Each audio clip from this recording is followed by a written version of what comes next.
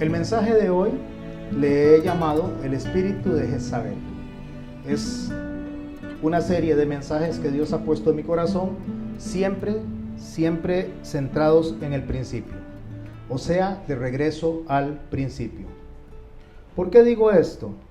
Porque este texto que voy a mencionar ahora es un texto que se ha utilizado mucho en lo que es la connotación sexual.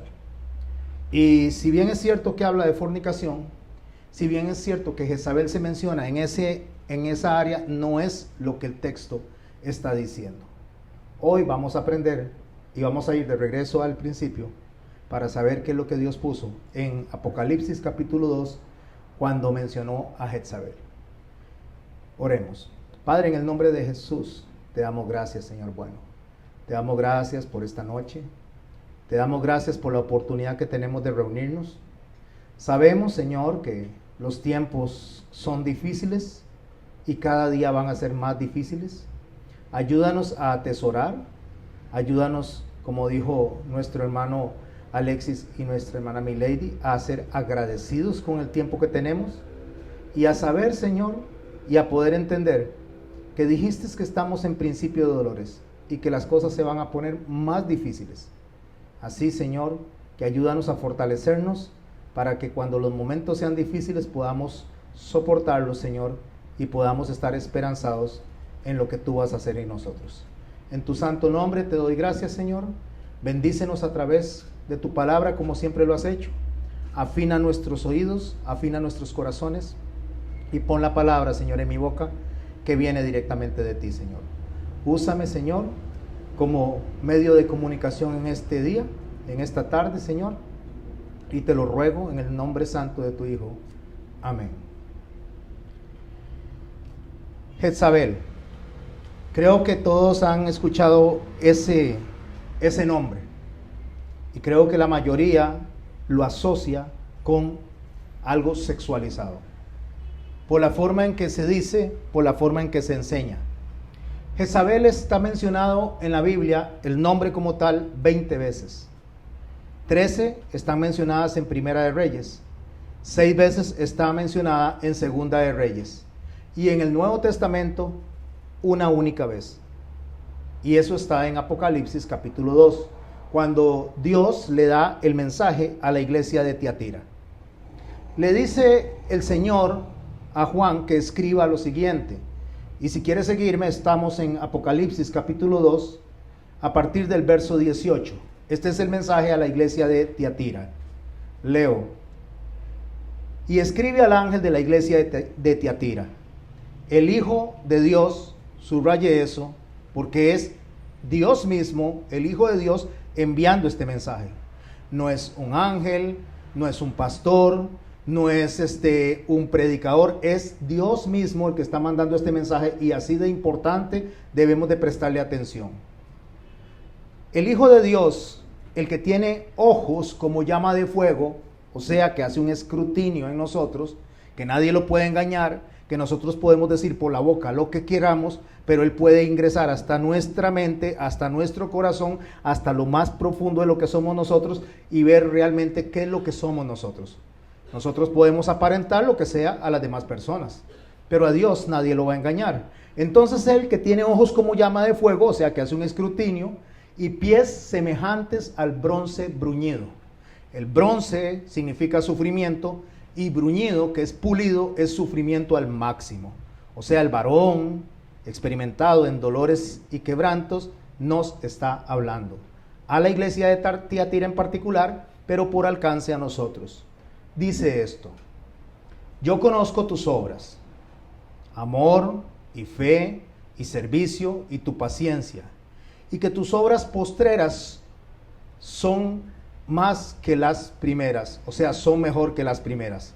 Hay un reconocimiento a la iglesia de Tiatira, y el Señor está reconociéndole, aparte de muchas cosas, la más importante, el amor que tiene la iglesia hacia Él. También le reconoce, como lo está diciendo Él, el servicio y la paciencia. Pero también está diciendo que en lo postrero, esta iglesia va a tener una mejor actuación, un mejor desenvolvimiento en lo que hace, debido probablemente a la madurez que va a alcanzar una vez que escuche este mensaje que Dios le está diciendo. En el verso 20 dice: pero tengo unas pocas cosas contra ti, contra la iglesia de Tiatira. Y es importante esto porque se está dirigiendo a esa iglesia de ese momento que está en la historia actuando en medio de la persecución. Estas iglesias recibieron el mensaje de Apocalipsis no con el fin de ser asustadas. Esto es muy importante. ¿Por qué? Porque eran iglesias que estaban siendo perseguidas para ser decapitadas, aserradas, echadas a los leones. Y mucha gente piensa que el libro del Apocalipsis fue diseñado para asustar a la gente, para que la gente se vuelva a Dios por miedo. Y no es eso. El libro del Apocalipsis fue escrito como revelación para iglesias perseguidas, para darles paz, para darles esperanza, para darles consuelo. Y usted me dice: pero ¿cómo entonces va a haber consuelo en un libro que tiene todas estas cosas que asustan? Porque si usted y yo no entendemos el principio, si usted y yo no entendemos lo que está detrás de esta simbología, entonces sí nos va a asustar. Pero si logramos leer correctamente el texto, basado desde el principio bíblico que está en el Antiguo Testamento, en lugar de asustarnos, nos va a crear esperanza, nos va a dar ánimo, nos va a impulsar. Pero él dice: tengo unas cosas contra ti. Y inicia así: que toleras. Préstele atención a esto.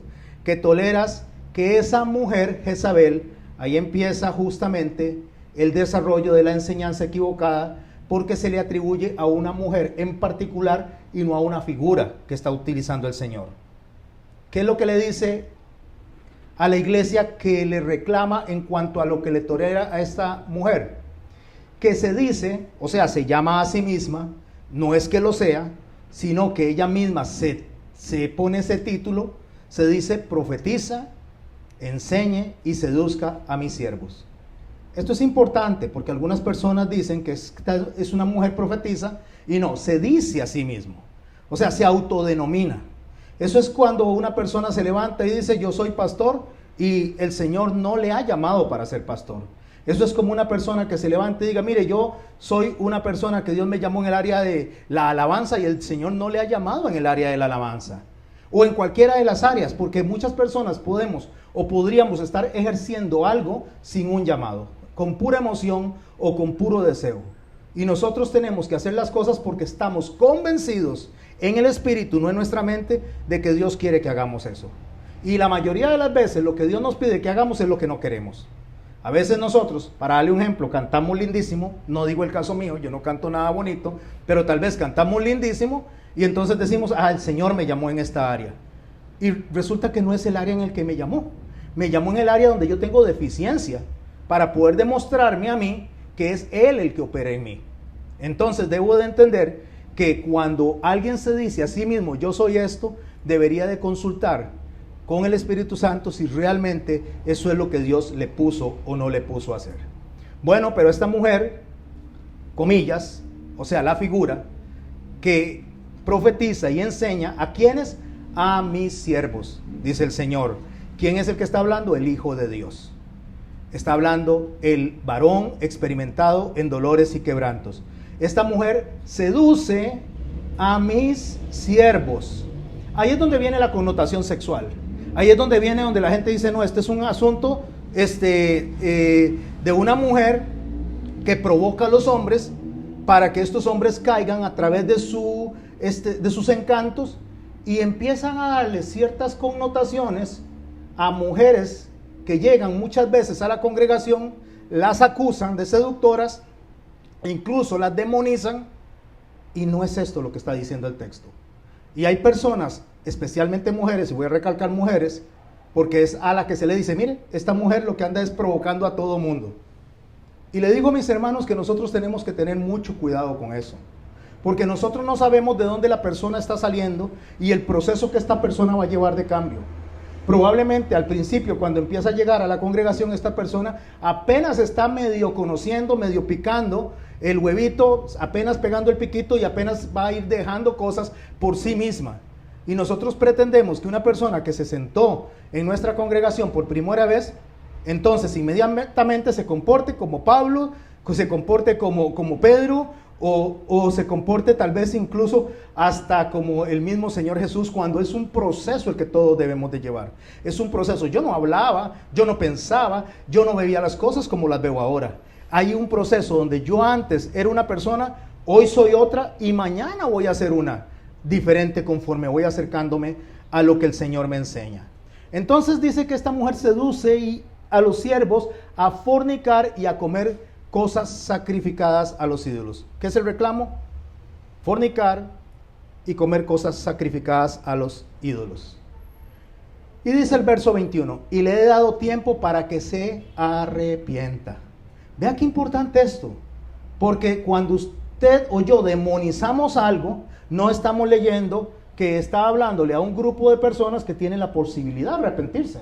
Estamos hablando de una persona, sea mujer o un hombre, porque voy a recalcar esto durante la enseñanza, que se refiere a una mujer no significa que es una mujer, significa que es una conducta. Y se está refiriendo a esta persona, hombre o mujer que tiene esta conducta, que se arrepienta. Le está dando esa oportunidad, pero no quiere.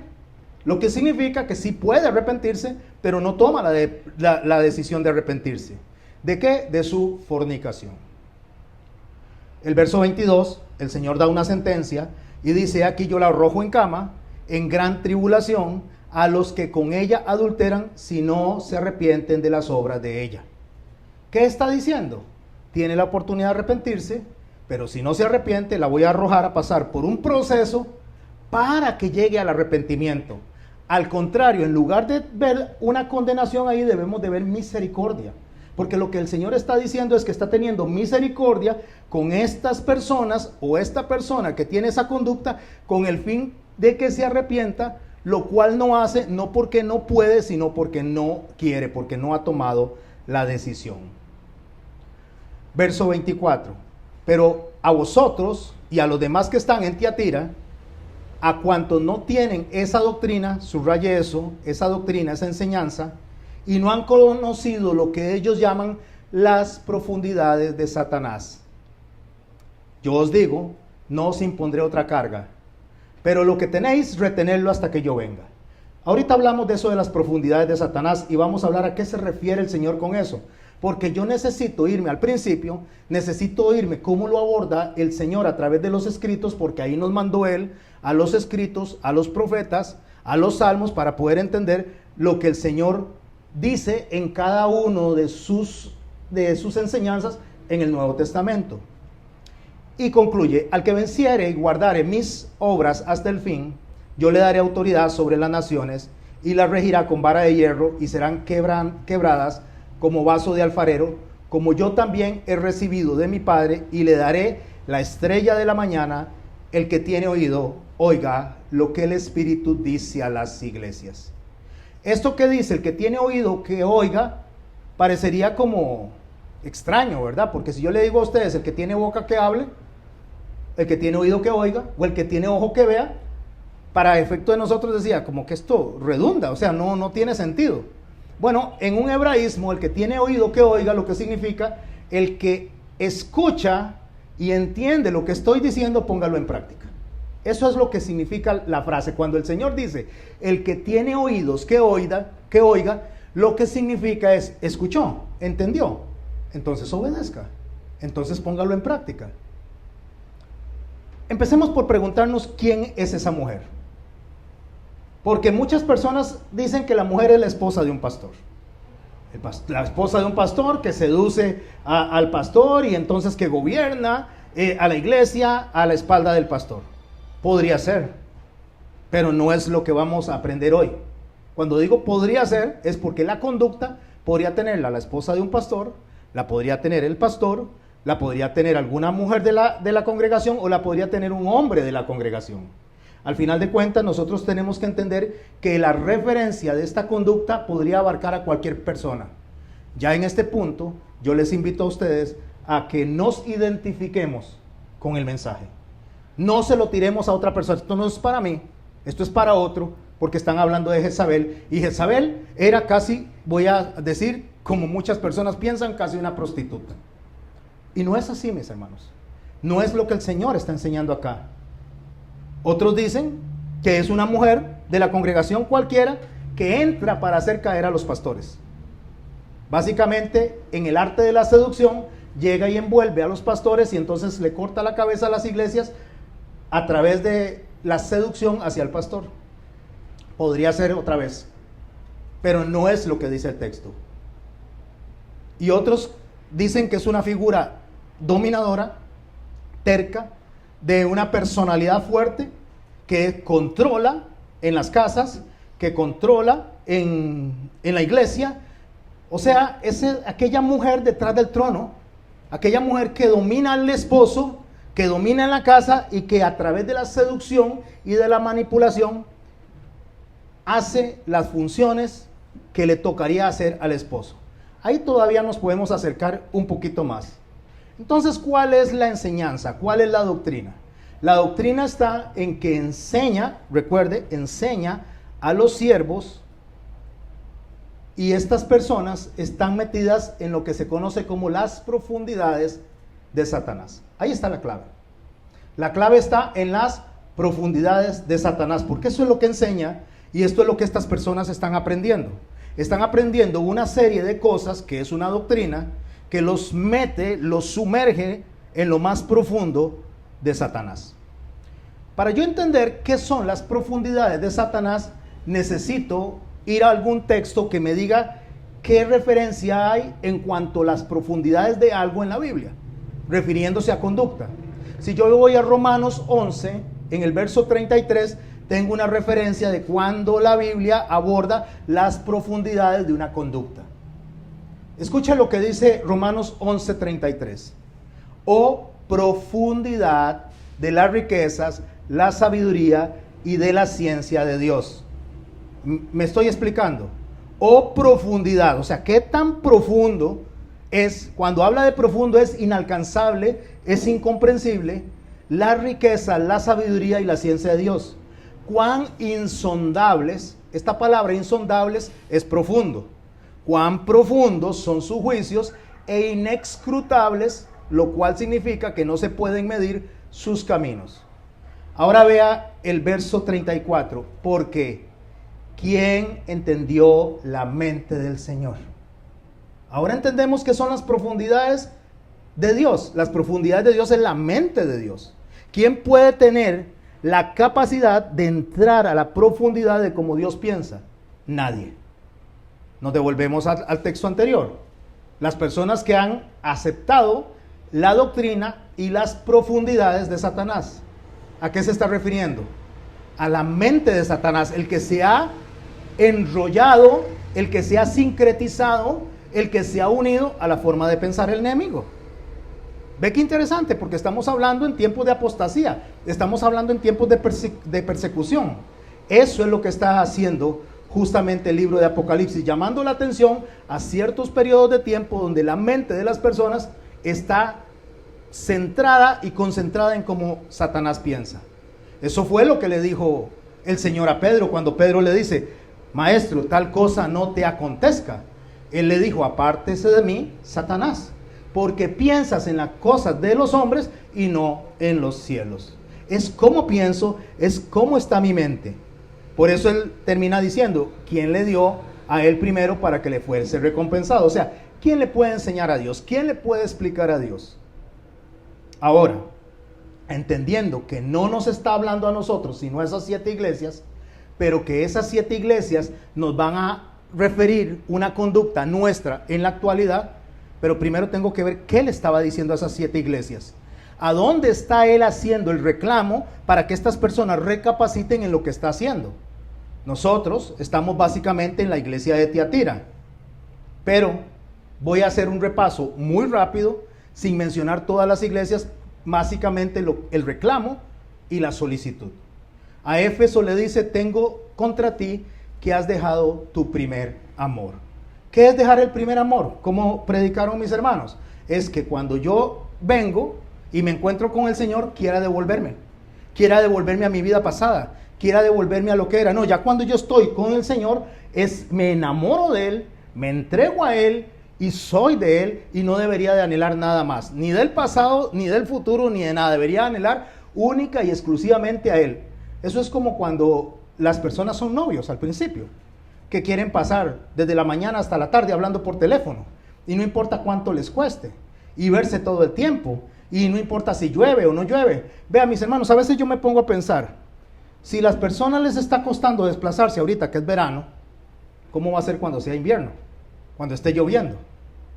Entonces, ahí es donde yo digo, ¿dónde está el enamoramiento o el amor que se tiene por Dios?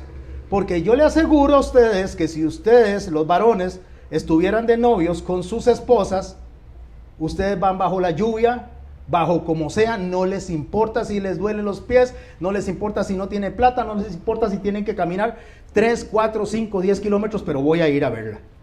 Y la muchacha no le importa si está lloviendo, no le importa lo que sea, no le importa si tiene sueño, pero está deseando que la vengan a ver.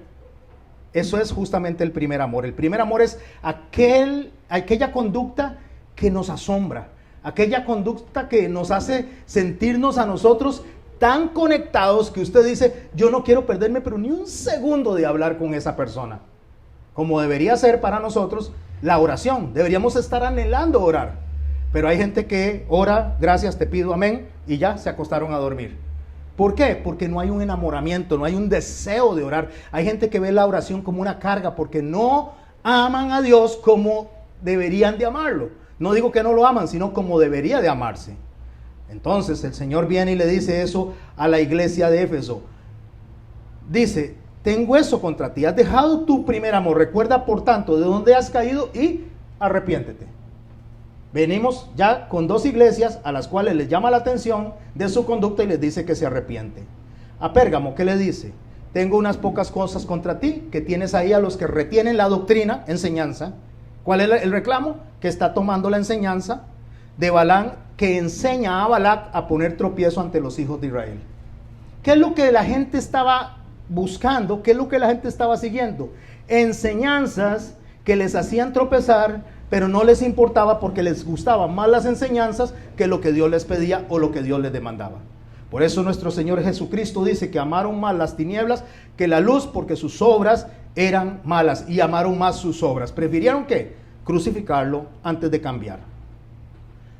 ¿Y qué es lo que les enseñaba esta doctrina de Balaam y de Balac? A poner tropiezo a los hijos de Israel. Y escuche, lo mismo que a ti atira, comer cosas sacrificadas a los hijos y a fornicar, cometer fornicación. También tienes a estos que retienen la doctrina de los nicolaitas, que yo aborrezco. El nicolaísmo era unas personas que se sincretizaban con otras. Básicamente era un grupo de personas que pertenecían al orden secular del Estado, que se unían con personas que pertenecían a la fe. Entonces hacían un sincretismo con el fin de tener un punto de equilibrio en el que un pie está en el mundo y un pie está en la fe. Un pie está en un lado y otro pie está en el otro. Como muchas veces nos comportamos nosotros, un pie aquí y un pie acá. No hay decisión, no hay una decisión donde usted diga, no, esto yo lo voy a dejar y me voy a dedicar a esto. Porque Dios nos llama a decisión. ¿Y qué le llama? A arrepentirse de ese tipo de conducta. Después a la iglesia de Sardis, ¿qué le dice? Acuérdate lo que has recibido y oído y guárdalo. ¿Qué está diciendo el Señor? Acuérdese de lo que han aprendido. Acuérdese de lo que se les ha enseñado. Y arrepiéntanse nuevamente. A la iglesia de Filadelfia, a la única que no le hace reclamo, le dice esto, y es la iglesia que nos identifica a nosotros. Cuando digo nos identifica a nosotros, estoy hablando a nosotros como congregación y a todas las iglesias que estén aprendiendo lo que ustedes y yo estamos aprendiendo. Estamos aprendiendo el principio, estamos aprendiendo la raíz, estamos aprendiendo de nuestro Jesucristo y Dios judío. De Él estamos aprendiendo, porque si no aprendemos del principio, si no aprendemos de la raíz, ¿cómo vamos a interpretar los textos cuando estamos deshaciéndonos de la enseñanza primaria que nuestro Señor Jesucristo, que nació judío, que creció judío, que murió como judío, fue enterrado como judío, en un pueblo judío, practicando las fiestas judías, nos enseñó en los 4 evangelios? O sea, ¿cómo yo voy a desechar eso? Por eso yo tengo que volver al principio. Por eso yo tengo que conectarme ahí. Entonces, esta iglesia, Filadelfia, que que se identifica con usted y conmigo y con todas las personas que deseen aprender de Jesús desde su raíz, le dice esto: he puesto delante de ti una puerta abierta. ¿Cuál es la puerta? Jesús, la cual nadie puede cerrar. Hermoso, ahora lo estamos entendiendo claro.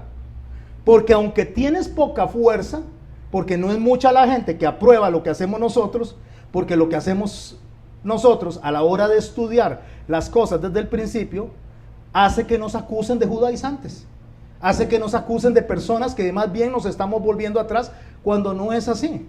Entonces dice: tienes poca fuerza, pero has guardado mi palabra y no has negado mi nombre. Hermoso, hemos guardado lo que enseñó y estamos guardando la autoridad con que se enseñó. Ese es el nombre. He aquí, yo entrego a la sinagoga de Satanás. ¿Se acuerda lo de las profundidades de Satanás? A los que piensan como Satanás, a los que quieren desechar lo que yo les dejé y poner una nueva doctrina en su mente. Dice: yo entrego a los de la sinagoga de Satanás, a los que dicen ser judíos. ¿Lo estamos entendiendo, mis hermanos? A los que dicen ser judíos y no lo son, sino que mienten. ¿Por qué? Porque dicen que aman a Jesús, que siguen a Jesús, que Jesús es nuestro Señor, pero no aceptamos su judaísmo. No aceptamos sus enseñanzas, las aceptamos a medias. Y no digo usted y yo, digo estas personas a las cuales se está refiriendo el Señor.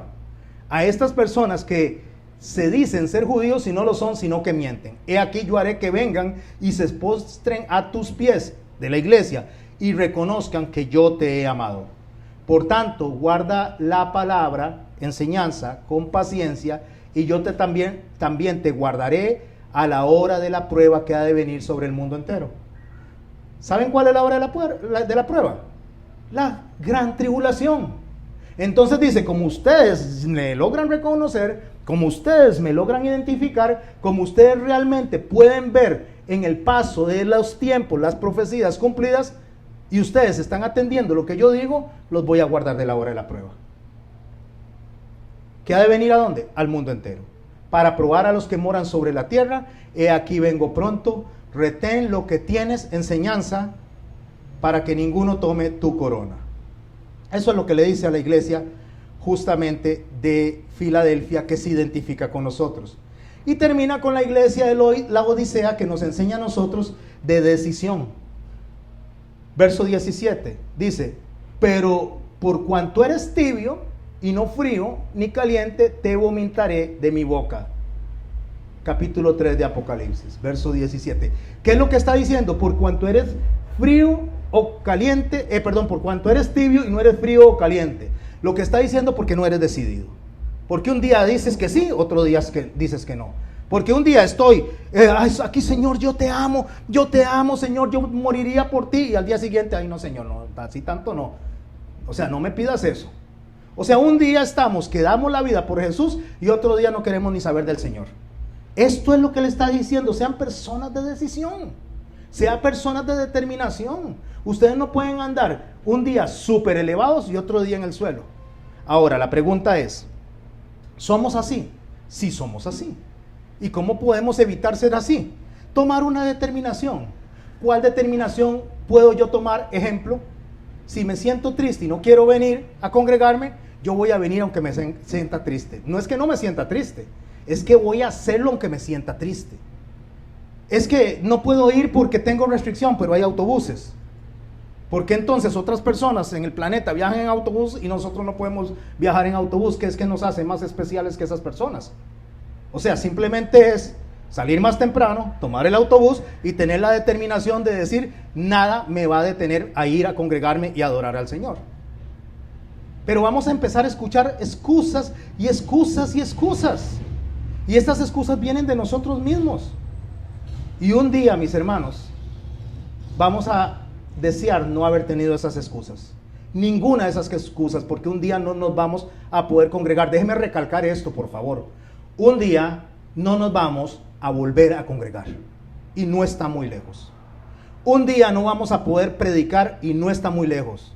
Un día los canales se van a ir cerrando y todo se va a ir cayendo conforme lo que lo conocemos, a menos que nos sincreticemos con el enemigo. El que se sincretiza con el enemigo va a poder predicar, va a poder enseñar, pero la doctrina de Satanás, no la doctrina que Dios dejó. Al que tiene oídos, que oiga lo que el Espíritu dice a las iglesias. ¿Quiénes entendieron lo que yo acabo de decir? Amén. A ustedes que entendieron, entonces el Señor le dice, y a mí que estoy predicándolo y lo entiendo, entonces obedezca. Si entiende, si ya lo sabe, entonces hágalo. Ok, pero ¿por qué entonces se le da una connotación sexual a esto? Por la palabra fornicar.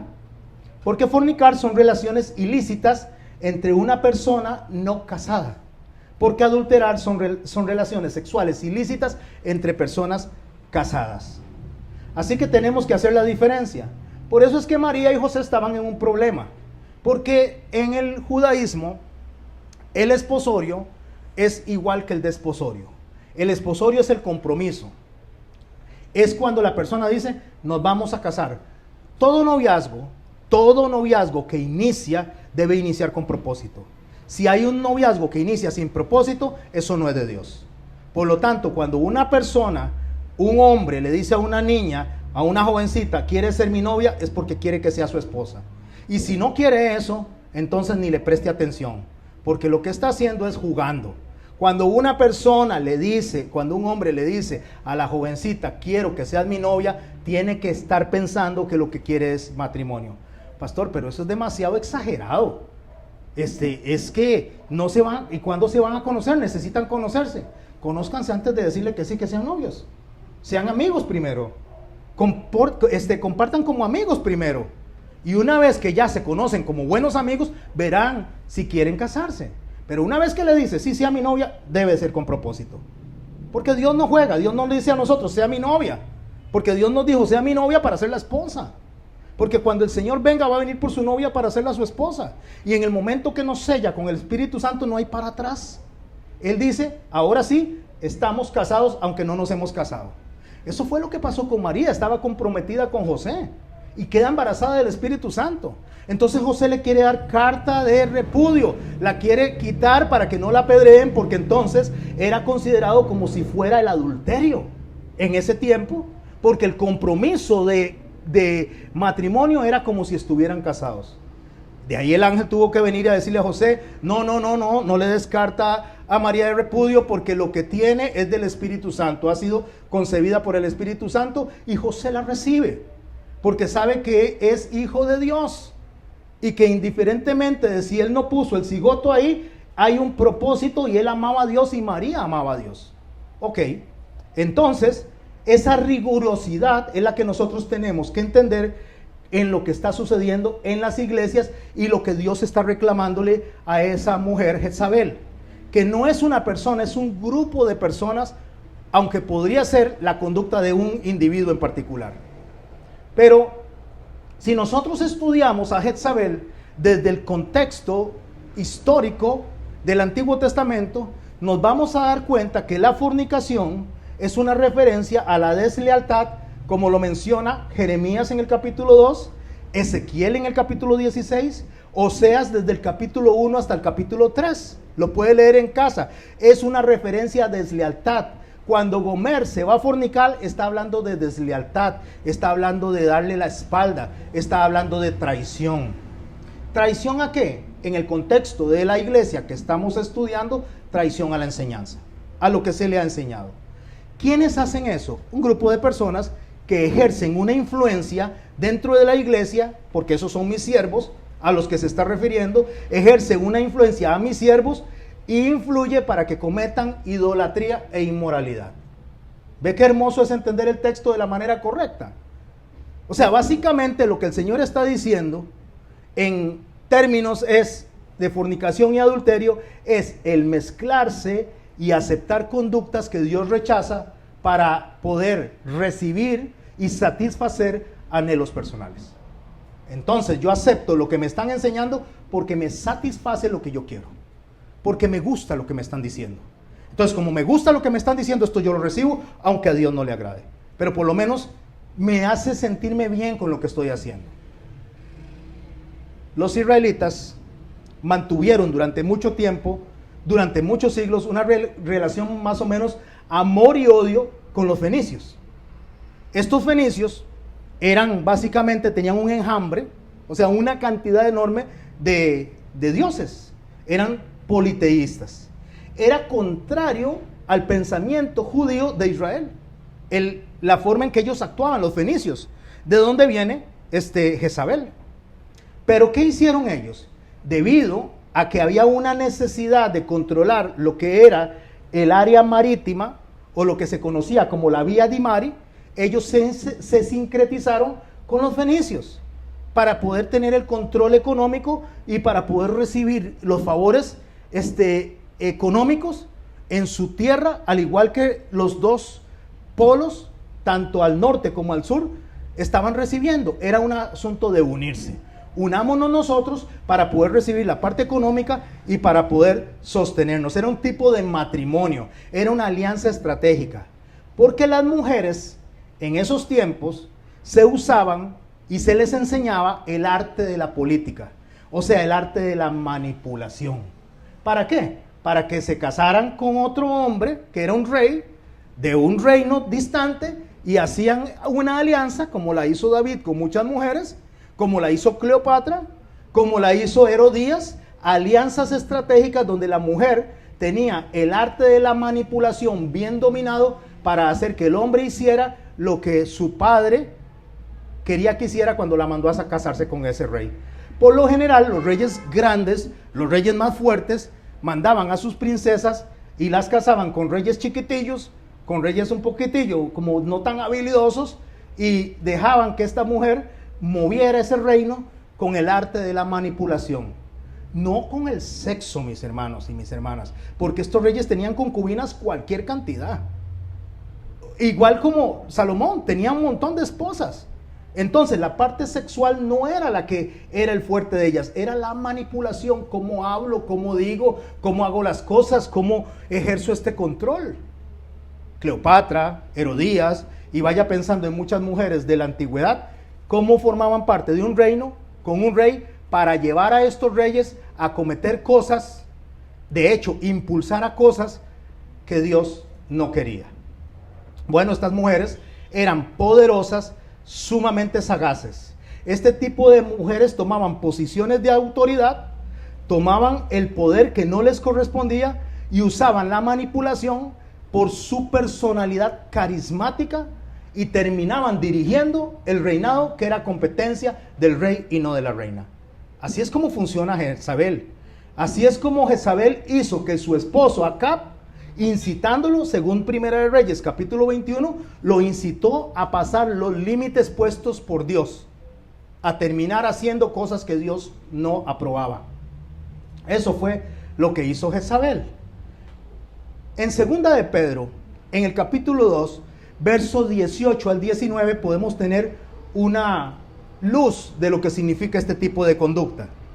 Dice en segunda de Pedro, repito 2, leo en el verso 18, porque hablando arrogantes palabras de vanidad, seducen por las pasiones sensuales de la carne a los que apenas escaparon de los que viven en horror, les prometen libertad, pero ellos mismos son esclavos de corrupción. ¿Qué es lo que está diciendo? Estas personas que enseñan de esa manera, les prometen a la gente libertad, les prometen salvación, les prometen estar lejos del pecado, pero al fin de cuentas ellos mismos están atrapados en lo mismo que prometen. ¿Por qué? Porque no siguen al Dios de Israel, sino que siguen a un Dios creado por ellos, a un Dios inventado por ellos, y se lo presentan a la congregación. Y le dicen, este es el Dios que va a hacer conforme a lo que ustedes quieren. Este es el Dios que va a responder conforme a lo que ustedes quieren. Y así de serio es esto que yo les estoy enseñando. No digo yo, José Garmendia, sino haciendo una representación de estas personas, que usted tiene el poder de decirle, Señor, yo decreto, yo reclamo, yo recibo, yo me apropio de tus promesas. Y no hay nada de humildad en la oración para decirle, Señor, si a ti te place, si a ti te agrada, si es lo que a ti te honra. Es más, Esther era más sabia a la hora de conducirse hacia el rey Asuero, que era un rey totalmente degenerado y borracho, porque dejemos de compararlo con Dios.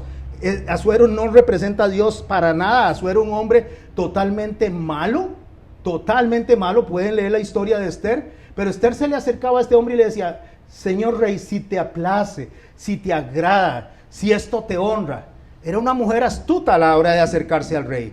Bueno, resulta que lo que estas personas, este grupo de personas que se sincretizan con el mundo y se sincretizan con la parte de la fe, enseñan que el hombre tiene el control y que el hombre tiene el poder. No Dios, el hombre. Eso es lo que Pedro estaba enseñando. Esclavos de su misma corrupción le enseñan corrupción a los demás. O sea, eso es una autopromoción. Como lo dice Mateo en el capítulo 23, cuando el Señor le reclama con los ayes a los fariseos, le dice, ay de vosotros, le dice, escribas y fariseos hipócritas, porque recorréis mar y tierra para ser prosélitos. ¿Qué es prosélitos? Adeptos, personas que los sigan. Y una vez que los han hecho, dice, los hacéis 2 veces más hijos del infierno que vosotros. ¿Por qué? Porque una vez que yo traigo a una persona y la convenzo para satisfacer sus deseos, para satisfacer lo que quiere en cuanto a sus anhelos personales, se vuelven más esclavizados del demonio que antes. Porque en vez de agradar a Dios, entonces agradan al demonio diciendo que están agradando a Dios. ¿Me estoy explicando, mis hermanos? Son personas que terminan haciendo las cosas peor que antes, porque se acercaron a alguien para que les enseñara, mire Señor, yo quiero que me enseñe cómo agradar a Dios. Ah, sí, claro que sí, venga, yo le voy a enseñar cómo agradar a Dios. ¿Sabe cómo se agrada a Dios? De esta manera, Señor, no acepto de ti un no, porque me apropio de las bendiciones y me apropio de lo que le prometiste a Abraham. Qué orgullo, qué altivez. Y creen que lo están haciendo bien, porque los maestros esclavos, los maestros arrogantes, los maestros que cambiaron la doctrina por la de Balaam, que lo que querían era negociar, los maestros que vendieron por unas migajas, por unas lentejas a nuestro Señor y venden su primogenitura, venden lo que se les enseñó. Estos maestros le dicen a ellos, así se hace. ¿Y sabe qué hacen estas personas? Sí, así voy a hacer. Y ahí van siguiendo como burritos, burritos no, como moscas que siguen a la miel. Todo el mundo siguiendo una enseñanza que Dios no dio, porque Dios dice que Él no rechaza un corazón contrito y humillado. Pero a un corazón orgulloso y altivo, Él lo ve de lejos. Él lo desprecia. Entonces sí, Dios desprecia a las personas cuando se ponen orgullosos y altivos, y recibe a los que vienen contritos y humillados. Así que, ¿qué es lo que quieren estas personas y qué enseñan estas personas? Quieren reconocimiento sin quebrantamiento. Quieren honor, pero no humildad. Quieren ser el centro de la atención, pero sin soledad. Y se enojan con aquellas personas que no le aplauden, con aquellas personas que no le halagan. Se sienten incómodos cuando no reciben la lisonja. Entonces, como no reciben la lisonja y no le dicen, uy, qué bueno eres, uy, qué bonito que haces, uy, qué bonito que hablas, entonces se sienten mal, se sienten deprimidos, se sienten enojados y terminan enojándose hasta con Dios. ¿Por qué? Porque Dios no nos puso a nosotros para que nos aplaudieran. Dios no nos puso a nosotros para que nos tiraran para arriba. No, Señor, nuestro Señor Jesucristo dice, esto hicieron conmigo y con ustedes también van a hacer eso. Al Señor lo crucificaron y a nosotros nos podrían terminar crucificando. Porque si esto hicieron con el olivo, ¿qué no harán con las ramas? O sea, si al Señor lo despreciaron y si al Señor quedó al final con solo 4 personas al pie de la cruz, nosotros podemos terminar con 4 personas o menos. Si nosotros viéramos eso como los números, los viéramos como éxito, el Señor Jesucristo fue el predicador menos exitoso de la historia. Porque tenía casi 15,000 personas en una oportunidad, 4,000 en otra, habían multitudes que lo seguían y al final de la cruz solo habían 4 personas. Y entre ellos su mamá. Y si quitamos a su mamá, entonces solo quedaron 3 personas. Sería el predicador más fracasado de todos los tiempos. Pero ese fue el éxito de él. El éxito de él fue que los que lo siguieron fue porque lo amaban. Que los que estaban al pie de la cruz es que no les importaba si les cortaban la cabeza, si los decapitaban, ahí estaban al frente y estaban delante del Señor. Y ese era Juan, el discípulo amado, esa era Magdalena, que tenía mucho que agradecer, esa era de Salomé y qué decir de su mamá. Esos estaban ahí, al pie de la cruz. Segunda de Timoteo, en el capítulo 3, en el verso 2 al 7, nos enseña esta conducta de Jezabel en el paso de los tiempos, que tiene que ver con el amarse a uno mismo y enseñar una predicación que se aleje del judaísmo de Jesús para darnos a nosotros una enseñanza de las profundidades de Satanás, o sea, de cómo Satanás piensa. Porque habrá hombres amadores de sí mismo, dice Pablo a Timoteo, avaros, vanagloriosos, soberbios, blasfemos, desobedientes a los padres, ingratos, impíos, sin afecto natural. Déjeme hacer una pausa en esto de afecto natural. El afecto natural es que cuando usted ve un bebé y el bebé le sonríe, ¿qué es lo que hace usted? ¡Ay, qué bonito! ¡Ay, pero qué curioso! Cuando usted ve un cachorrito y el cachorrito mueve la colita, ¿qué hace usted? ¡Uy, qué cosita más linda! Cuando usted ve un gatito bebé y se mueve, ¿qué hace usted? ¡Uy, qué lindo! ¿Ah? Eso es afecto natural, es algo que sale naturalmente de uno. Pero aquellas personas que toman ese cachorrito y lo echan en una bolsa y lo matan, aquellas personas que agarran a los bebés y los matan, ya perdieron el afecto natural, ya ni siquiera les sale eso de natural. Ya es algo que la persona tiene tan cauterizada la mente, tan cerrado el corazón, que perdió ese afecto natural. Y estos hombres llegan a perder eso.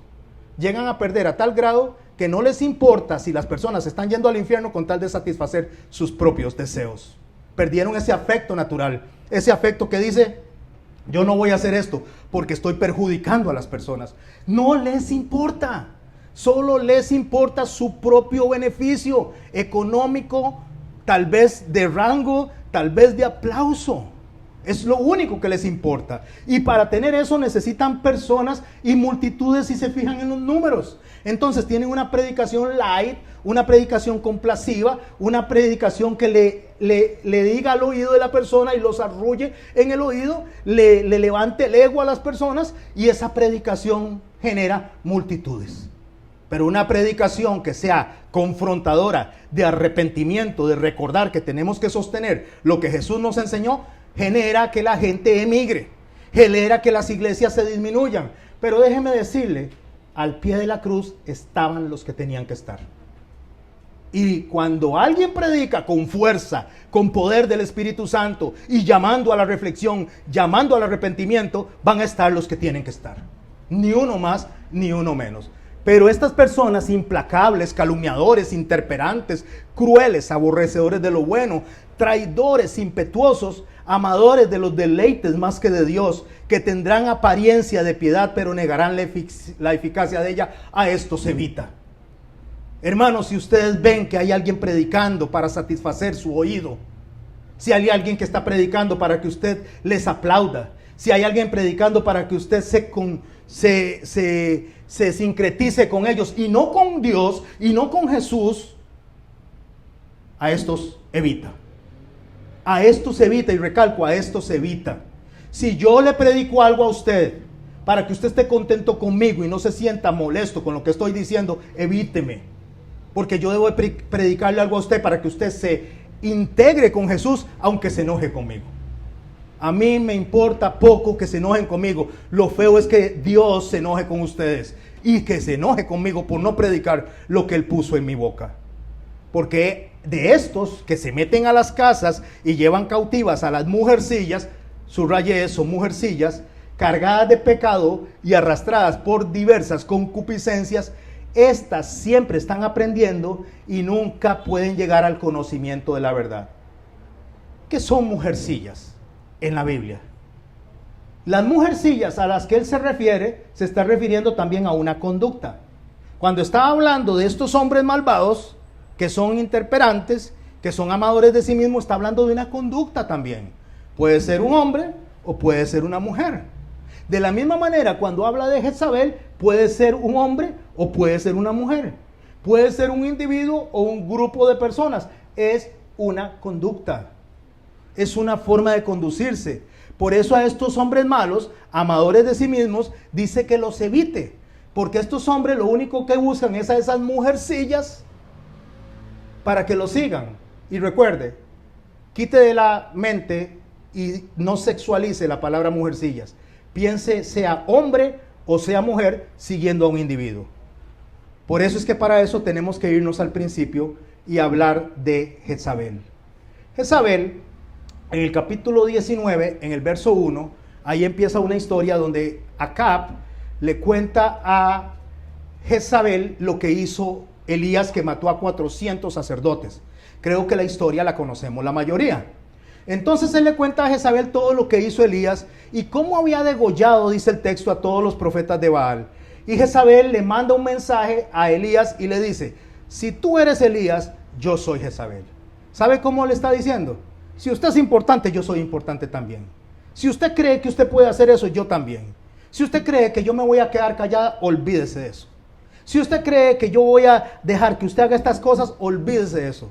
Porque aquí la que tiene las rayas en los hombros soy yo, no usted. Se va a dar cuenta de quién soy yo. Usted se va a dar cuenta de quién es Jezabel. Y hay muchas personas por ahí, y voy a utilizar mi apellido para no utilizar el de otra persona, se va a dar cuenta que soy un Garmendia. Y oiga, ¿y qué es ser un Garmendia para las personas? Podría ser que sea ser orgulloso, sería una persona pleitera, sería una persona tal vez que le gusta estar confrontando a las personas. ¿Qué es ser un Garmendia? Es lo que está diciendo. Usted se va a dar cuenta que yo soy Jezabel. Usted se va a dar cuenta quién soy yo, porque este arte de la manipulación yo lo manejo así. Y usted se va a dar cuenta cómo yo lo voy a destruir a usted a través del reino, porque este señor acá, que está allá en mi casa, ese señor va a hacer lo que yo diga. Entonces, y que los dioses me castiguen duramente si mañana a esta hora no he hecho contigo lo mismo que tú hiciste con los profetas. Más o menos es como decir que me parta un rayo si mañana lo he matado. Que se muera mi abuelita, decían antes, si lo que estoy diciendo no se cumple.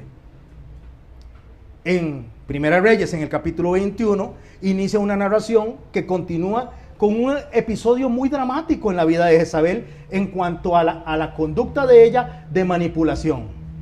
Ahí Acab le cuenta a ella que era una mujer joven, él era mucho mayor que él, que deseaba una viña. Quería comprar una viña que era la viña de Nabot. Entonces Acab dice que le ofrece a Nabot dinero, le ofrece un mejor terreno, pero Nabot no quiere. Nabot dice: yo no se lo voy a entregar. Acab llega deprimido, llorando a la casa, digo yo llorando, porque llega todo deprimido, llega seguro con la cara toda larga, y llega diciéndole a Jezabel que Nabot no le quiso vender la viña. Entonces, al ver la frustración de él, Jezabel le dice: no se preocupe, yo voy a conseguir esa viña. Se enoja con él porque más bien lo está viendo como un hombre débil, pero dice: no se preocupe, yo voy a hacer uso, no lo dice, pero ella lo sabe, voy a hacer uso de las artes que me enseñaron en Fenicia. Me enseñaron las artes de la manipulación, me enseñaron las artes de cómo llegar a obtener las cosas a la fuerza, a como sea posible. Ella se enoja con el rey y entonces, siendo Fenicia, pone en práctica todo eso. ¿Qué es lo que hace ella? Hace que inculpen a Nabot de traición y manda a que lo maten. Una vez que matan a Nabot, llega Jezabel donde Acab y le dice, verso 15 del capítulo 21, le dice: ve y toma posesión del viñedo de Nabot, el de Jezreel, que no te lo quería vender, le dice. Nabot ya no vive, ahora está muerto.